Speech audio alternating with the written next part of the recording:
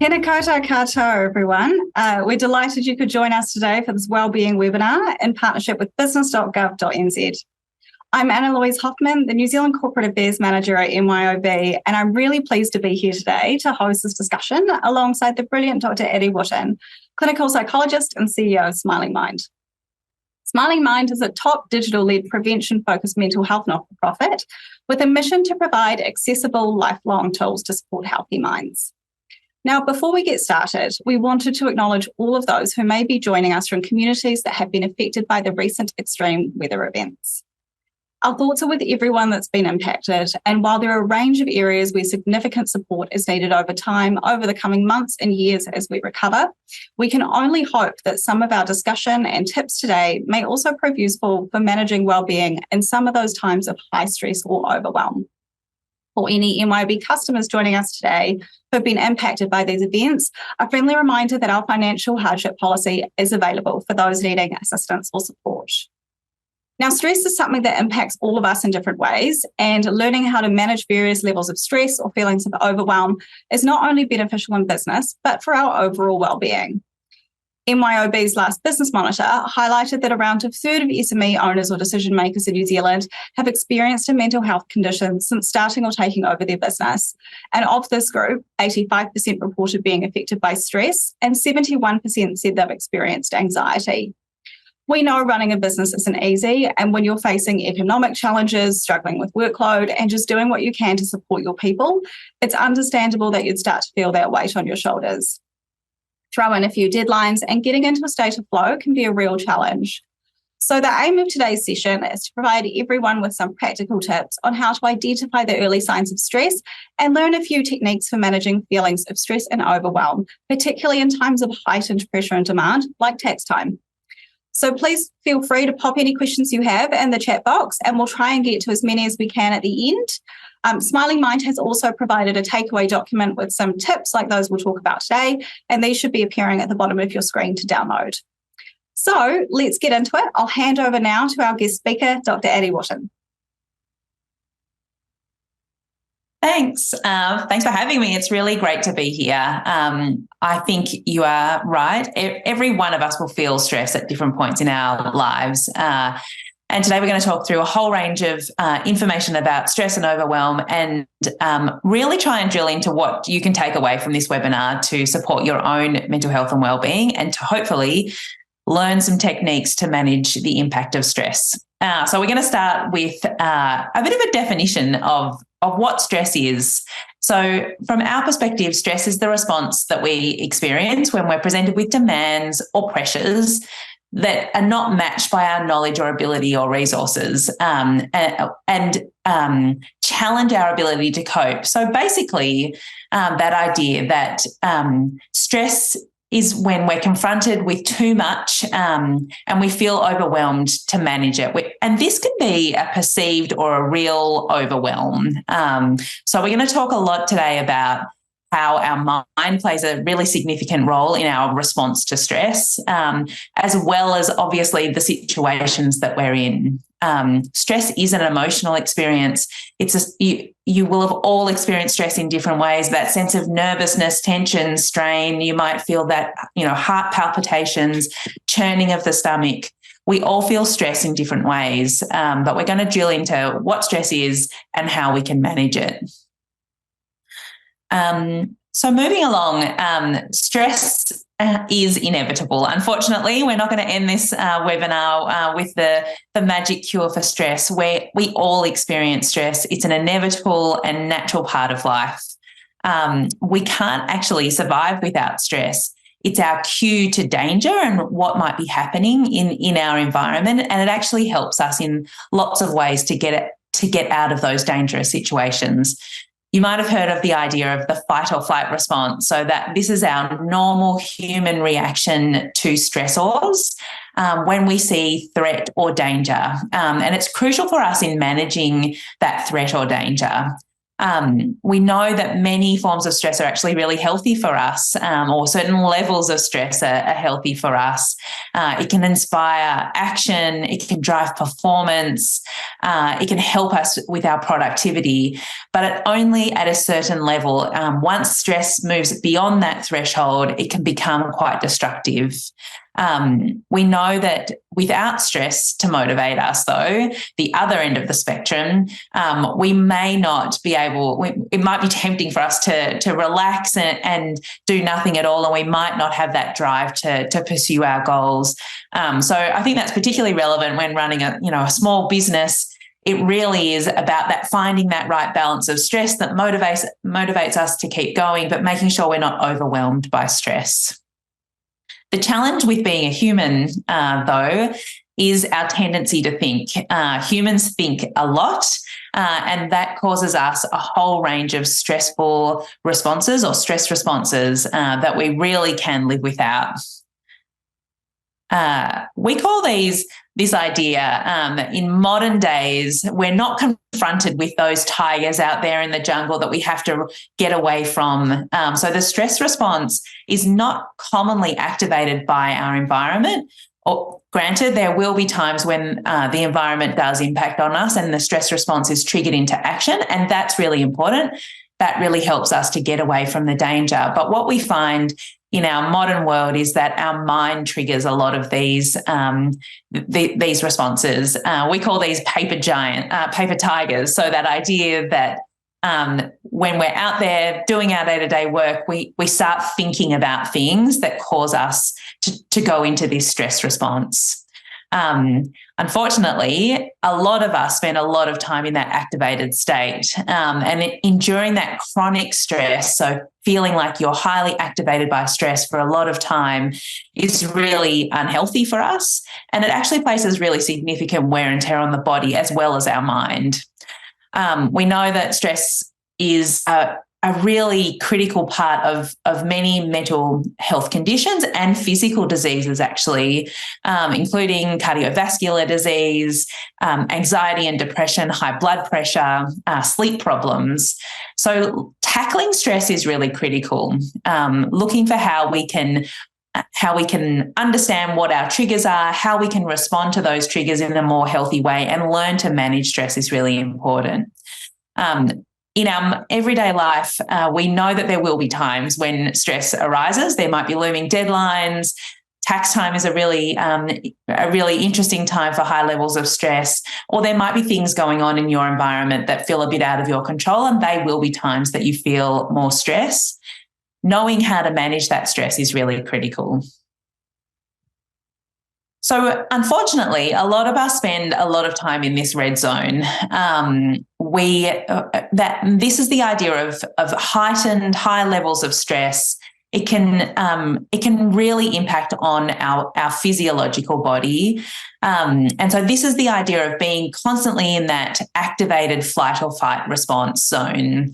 The fight or flight response is accompanied by a whole range of symptoms. And you can see here, you might find that you're thinking excessively about things. You're worrying about the future, worrying about the past. You might be excessively busy, thinking about one small thing and forgetting about the breadth of other things that are in your life, finding it hard to problem solve, finding it hard to make decisions, judging things unnecessarily. Most of us spend a lot of time judging ourselves when we're in this red zone. And so this is really the characterization of overwhelm. What we need to try and do is to spend less time in this red zone and find more time in the green zone, which is a completely different feeling. So the green zone is where we need to spend more time, and we need to get better at finding ways to keep us in the green zone. So the green zone is characterised by that sense of safety, of relaxation, of feeling in control. And we often talk about this green zone as being the rest and digest sort of part of our life, whereas when we're in the fight or flight zone, so the red zone, our body actually stops resting, it goes into activation, and we stop digesting. So our body actually changes when we're in the red zone. So finding time for calm, quiet, and focus is really important in this green zone. This can be related to a lot of our mental processes. So thinking about how we're thinking about the situation that we're in. I'm sure many of you have had those moments where you have those moments of clarity. You can make really good decisions. You can think clearly. That's really likely to be when you're sitting in that green zone. So today's session, we're really going to try and jump into how we can stay in this green zone. So, Addie, are there more times where we might be in the red zone, and what happens if we stay in that zone for long periods of time?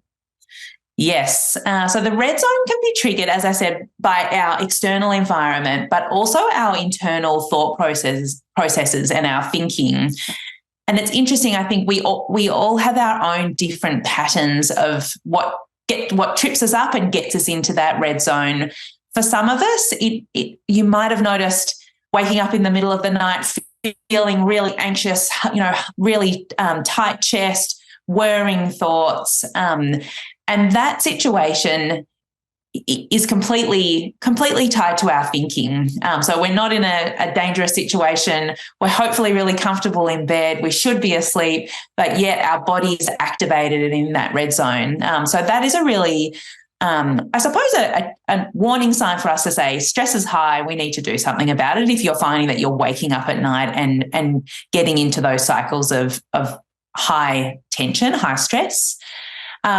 There's certainly a tendency for most of us to feel higher levels of stress when we are facing deadlines or there are big things happening in our lives. And often that's attached to uncertainty. So if you think back to the definition at the start, it's when we feel like our skill, our ability, our resources to manage things aren't enough to meet the demands that are coming at us. And so often that comes when there's a sense of uncertainty. You don't know what's going to happen, and we have this tendency of predicting the worst thing, and that spins us into a cycle of high stress.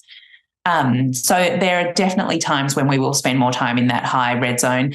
And yes, staying in the red zone is really damaging. It can, for two reasons. It has a really big impact on our physical health, like I said before. So really, it's like running a car. If you're constantly revving it and, in that high performance state, it will wear things out. And it's the same for our body. So finding a way to move into this green zone is really important. The other side of staying in the red zone too much is that our brain actually creates neural pathways that strengthen when we use them together a lot. So if we're in the red zone a lot and we're worrying about a certain thing a lot, our brain has a tendency to go back to that. It sort of strengthens that neural pathway, and so we're more likely to feel those feelings more and more. So it's really important to find the way for you to move from the red zone to the green zone. So we're going to talk about that now. What we do want to do is try and find the tactics and techniques that work for you to move from red to green, noting that you will experience stress, you will fall into the red zone, and that is okay. Finding the strategies that help you move from red to green in a really personal way for you. We're all a bit different. Different things will work differently for different people. So we're going to talk through a few different techniques that might help you to manage your stress and to in the moment, but also more proactively. If we think about stress as a series of physiological responses, we need to find a way to reduce those physiological responses, right? So if your body automatically goes into flight or fight response, finding a way to regulate your body to reduce that physiological impact is really important. So one of the ways that we often talk about managing stress is a mindfulness-based technique. So learning how to move your mind from what it's worrying about back to the present moment, and learning how to use that technique to then regulate your system. So this might sound very simplistic, but it actually is a very powerful technique, and that is about regulating your breathing, learning how to slow your breathing down, breathe deeply into your abdomen and taking a few of those deep breaths when you're starting to notice that your body is getting agitated or stressed can actually be a simple enough anecdote to turn that physiological response off and to change that pathway to the red zone. The other part of that is learning how to train your mind to move from what you're worrying about to that present moment focus. So you'll hear this over and over again in this presentation. Our mind is critical for how we respond to stress. We need to learn how to move our mind from the thing that's worrying us back to something that is in control, that we can manage, that we feel good about. And often breaking things down into smaller steps can be really helpful there as well. So learning how to focus our attention on one thing. Our breath could be one thing. What we can see around us right now can be another thing. So learning how to focus the attention back to the present moment to remind ourselves that we can cope and we will get through this situation. Another technique is the stop technique. You might have heard of it before. It's a really simple technique that you can use at any moment, whether it be high stress periods or low stress periods, if you just need to put a pause in your day. And the stop technique is all about stopping, taking a few breaths, observing how you feel, and then proceed on your way. What this stop technique does is put a break point in that cycle of stress. So learning how to literally stop in your tracks, that breathing technique, and then checking in with yourself, observing how you feel, trying to, I suppose, take a bit of a detective's view on what's happening for you. Are you worrying about something in particular? Is your mind predicting something bad happening? Are you thinking about the past and ruminating about the past? And is that what's triggering the feelings that you're having now? Simply observing that and paying attention to that can be enough to diffuse that stress response as well, and then proceeding on your way. So using the stop technique can be really useful when you're in the red zone, but it can also be a really useful technique in your day-to-day when you're running your business, you're moving from lots of different parts of the day, you're having to do lots of different tasks. Actually building in checkpoints and stop points is a really important part of learning how to teach your body how to not automatically respond and react to those stressful thoughts that might pop into your mind. So they're techniques in the moment. So what we know, though, is that managing stress only when a crisis arises or you feel overwhelmed by stress isn't the best to manage stress. Exactly the same as our physical health as well. If we only went to the gym when we started to, notice those aches and pains or felt a bit sick, we'd find it really hard to get physically well. So it's the same with our mind. We want to be able to think proactively about how we manage stress and make sure we build into our day-to-day techniques and strategies that help us support ourselves in a more proactive way. One of the ways you can think about this is to have a think about moments when you felt a sense of flow, you felt a sense of relaxation, when you really feel in your prime, I suppose. What was happening then? Where was your mind? What were you thinking about? And how are you managing that situation? I would hazard a guess that for most of us, it's when we feel in the present moment, we're focusing on what we're doing, we're not worrying about what's happening in the future or ruminating on what has happened in the past. We're simply enjoying what we're doing here and now. You definitely notice that when you go on holidays, that you're in the moment, you enjoy what you're doing, and our stress levels drop. So the goal of thinking about how to proactively look after yourself and reduce stress is to think about how you can bring some of those approaches into your everyday life as well. Now, don't yell at me. I know running a small business is really hard. There's lots of things that are stressful, but thinking about moments in your day where you can bring a sense of calm in a proactive way can actually really make those stressful situations much easier to manage. One example that we often refer back to are the words of Viktor Frankel. If you haven't heard of Viktor Frankel, he's written a number of books. He's a psychiatrist who went through the Holocaust. And really looked at how he could cope in the context of significant hardship. And he talks about this space between stimulus and response, and in that space being the power to choose our responses. So that idea of a choice point, a point in time where we can actually decide how we respond to a situation, is what this comment is all about. And finding that space takes practice, it takes work, but when we think about how we manage stress, it is about not reacting to things too quickly and not getting into that sense of overwhelm, giving ourselves space so that we can choose how we respond to situations. And part of that is around those techniques that I talked about earlier, and the idea of learning how to focus our mind on the present moment and noticing things in a particular way. So trying to notice things with openness and curiosity, and trying not to judge ourselves or the situation too much before we enter into a response. So this simply requires us paying attention to what's happening, and before getting carried away by our emotions, giving ourselves a little moment to consider, what are the options that I have here? How can I respond to this situation? Again, it takes practice, but it's a really powerful technique for us to manage stress in a more proactive way. The other thing I wanted to talk about is our idea of emotion. So often stress gets bundled up into this idea of a bad emotion. We don't want to feel it. It doesn't feel comfortable. It can derail us. But we know that emotions are really important. And I suppose the thing to bear in mind is that we're always going to feel emotions. We can't get rid of them. And so we have to find a way to live with them, and to live with them really well. So this idea that we have good emotions and bad emotions can get us into this dichotomy of judging emotions.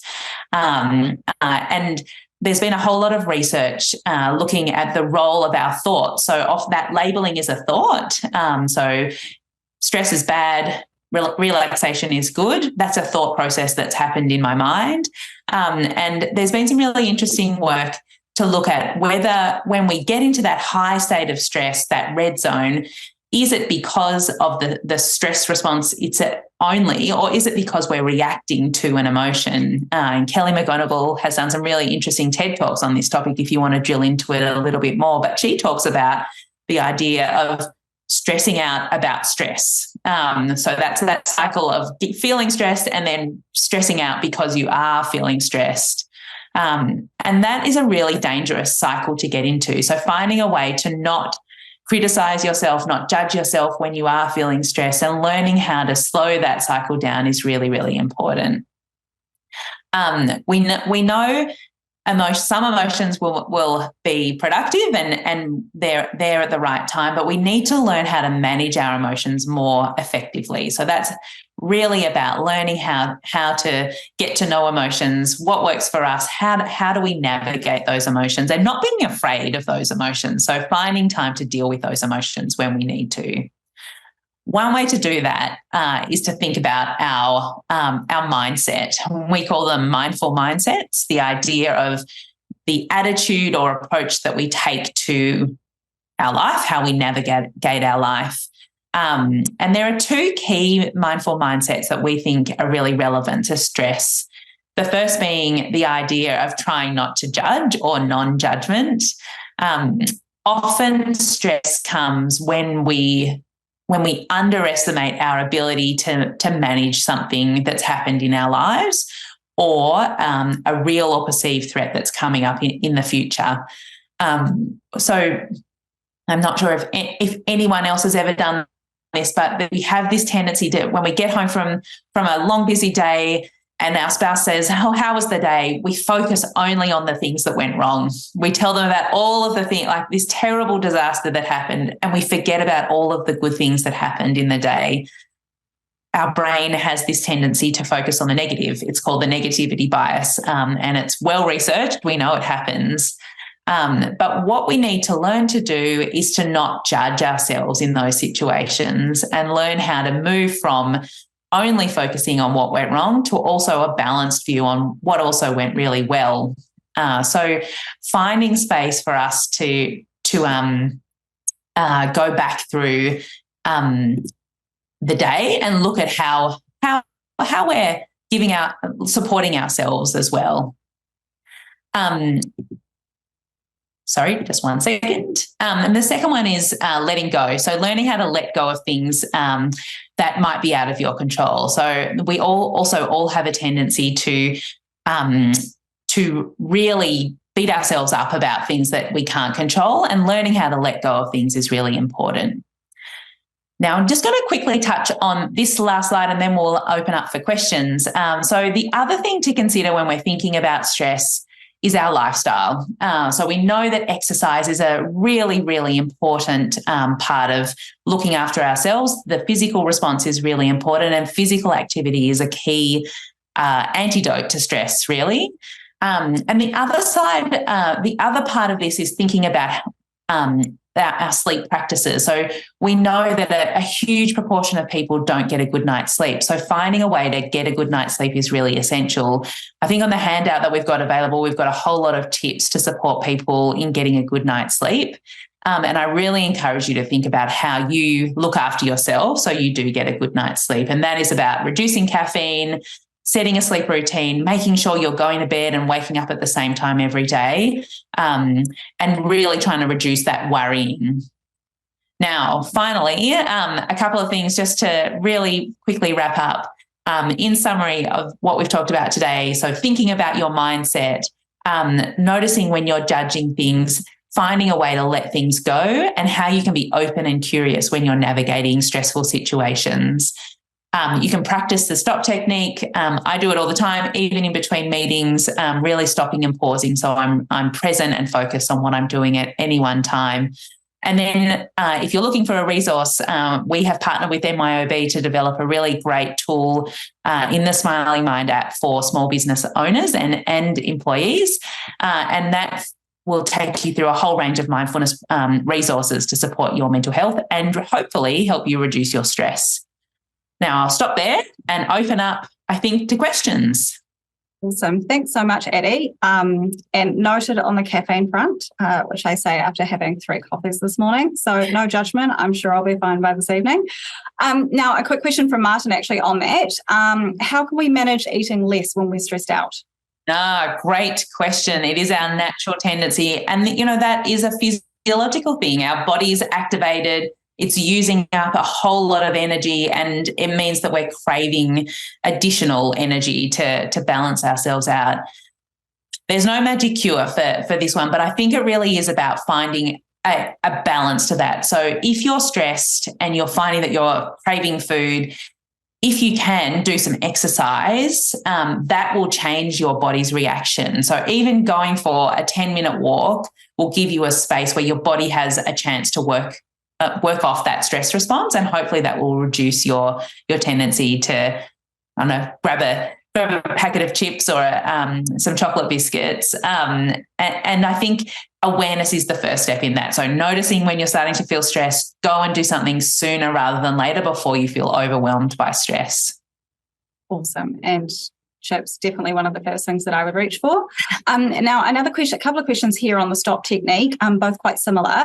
So how long do you need to be in the green zone to stop being stressed? And likewise, when we're thinking about the stop technique, you talked about how long does that normally take before you, I guess, essentially start to feel the effects of that?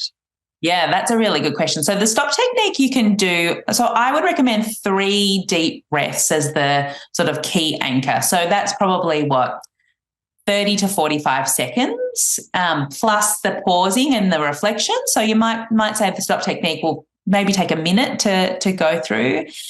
The science tells us that our stress response can actually go through our body and stop within about 90 seconds, which is really quick. And I'm sure I personally don't think I've ever felt a 90-second patch of high stress. I think it feels like it stays longer, and it stays longer because of our thinking.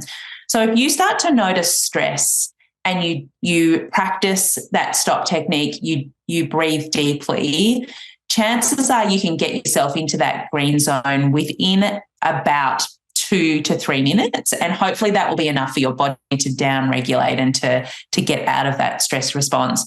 But remember, that does mean that you have to focus your mind on the present moment. If you do go back to thinking, oh my God, what's going to happen, or I can't do this, or any of those sorts of thoughts, it will trigger the stress response again. So it really is about trying to focus your mind on something else, so something that you have control over, until you get back into that zone of feeling relatively calm. Awesome. Okay. Well, look, I think that's time for us. Thank you, everyone, for your questions and for joining us today. I am mindful of time, so I think we have to close things off there. But thank you for joining us. I hope you found the session insightful and helpful. For those who want to watch back Addie's slides or share some tips with your friends or colleagues, a copy of this webinar and the slides will be uploaded onto business.gov next week. And everyone who's registered will receive an email with a link to this. So thank you all again for joining us. Thank you, Addie, for your time and expertise. And I hope everyone has a safe and restful weekend, and all the best over the next few weeks in the run-up to tax time.